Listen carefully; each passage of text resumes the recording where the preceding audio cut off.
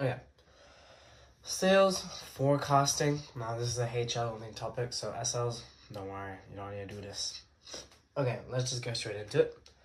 Sales forecasting is a quantitative management technique that individuals and businesses use in order to predict like your firm's levels of sales and over a given time period. Okay, it's just the idea of getting the numbers, okay, and using numbers of your sales, your outputs, and predicting what will happen next to your business based off those numbers. Now, when it comes to sales forecasting, there's three ways that the IB wants you to know how to do it. Okay, first we have extrapolation. That's our first sales forecasting technique. Secondly, we have market research, and third, we have something called time series analysis.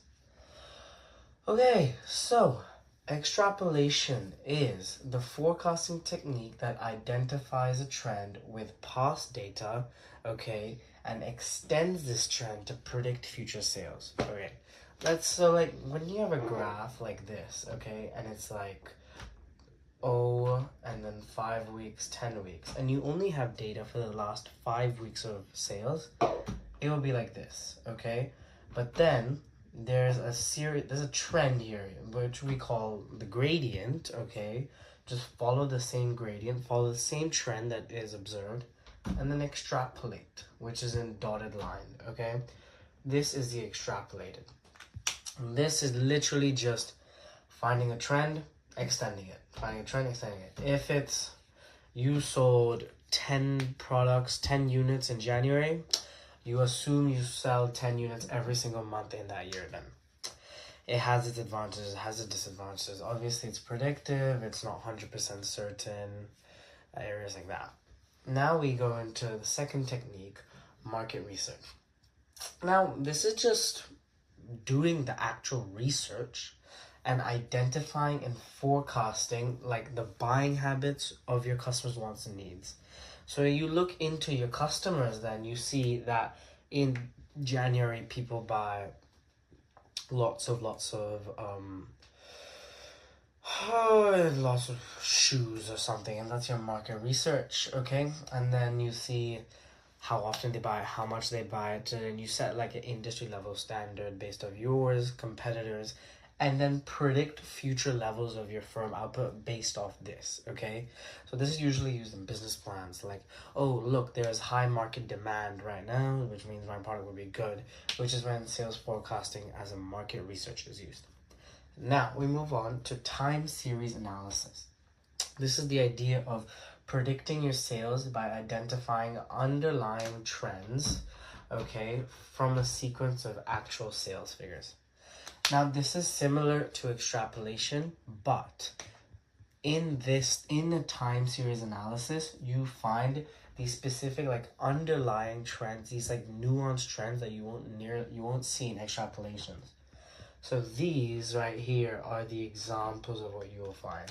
Seasonal variations, cyclical variations. This is like economic booms, recessions, and then just random variations. Like these are the underlying trends you find with time series analysis. So rather than it being just like this for extrapolation, you can see in January there's a whole lot more, then there's a whole lot less, then there's a whole lot more in December if you're doing like snow boots or something like that. And that is time series analysis by looking at your nuanced underlying trends that are not fully there if you just take a glance at it, but you have to read and understand the data. Okay, so let's move on to the evaluation. And advantages of sales forecasting is that basically it drives your strategic planning. Sales forecasting is really good for managers, okay, because it literally just gives them a sense of purpose. It gives them also targets. So if you extrapolate, okay, that gives you a sense of target to where you want to be by the end of the year. And it drives your planning to give you a sense of purpose, give you focus, and just make you more organized.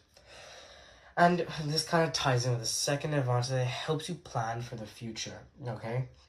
because now you have all this extrapolated data, your market research, your time series analysis, you are better equipped in the future, okay, to deal with these seasonal variations, cyclical variations, and what you can expect out of your product sales. And then there's a third launch. It prepares you for O's and T's. By O's and T's, I just mean opportunities and threats, okay? So if you look at time series analysis, it prepares you for the opportunities during winter seasons for snow boots. So you get higher demand, maybe charge higher prices, better promotion to get better sales. And it prepares you for threats within the summer months because there's not that much sale. It basically prepares you for the opportunities and threats in the future, and it kind of also interplays with the second point. And fourth, overall, the sales forecasting minimizes your risks because you are doing the research, you are understanding how your business can grow in the future, but obviously nothing is 100%. Now, disadvantages. When you sales forecast, this is a quantitative measure, which means your qualitative factors are ignored, okay? And then that's kind of just like makes it slightly unreliable and can't really rely on it too much. And then secondly, this is a very good phrase, okay, when looking at quantitative factors, is garbage in, garbage out. By this, I mean, if the data you put into your research, your forecasting is bad data, you're going to come out with even worse data, even worse results. That is going to be nothing but bad for your business. So you have to ensure with costs and time that the data you research, the data you collect, okay, in order to predict your futures is genuinely solid, good data and it's not garbage. Third, once again, I've brought light on this quite a lot right now, but it is very predictive. Nothing is 100%, so it doesn't minimize your risk to 100% because it's very predictive. Like extrapolation, you can't just assume your sales will go in a straight line forever. Like, that's not how the world works. It's unrealistic. It's predictive.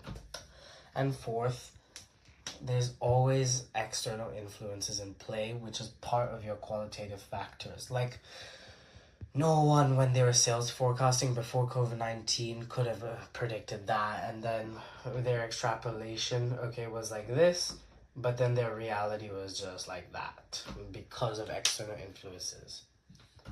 So that's about it. Yep. Thank you.